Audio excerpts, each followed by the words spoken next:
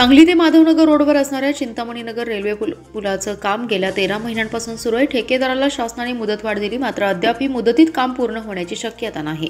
पुलाच्या रखडलेल्या कामामुळे नागरिक त्रस्त झालेत। संबंधित ठेकेदाराला काळ्या यादीत टाकावे, त्यांना देण्यात आलेल्या या पुलाचे बिल अदा करू नये, करारपत्राप्रमाणे त्यांच्यावर कायदेशीर दंडाची कारवाई करावी यांसह अन्य मागण्यांसाठी आज दलित महासंघाच्या वतीने घोडा मोर्चा काढण्यात आलाय।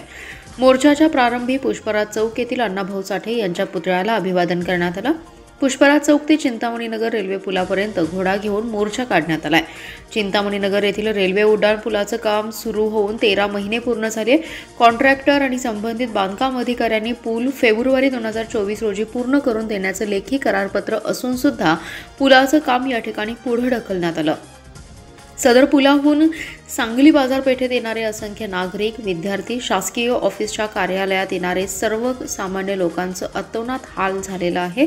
पर्यायी मार्ग अडचणीतल्या आणि अरुंद भागात असल्याने अनेक अपघात झाले। याला जबाबदार संबंधित ठेकेदार आणि बांधकाम अधिकारी आहेत, त्यामुळे संबंधित ठेकेदाराला काळ्या यादीत टाकावे।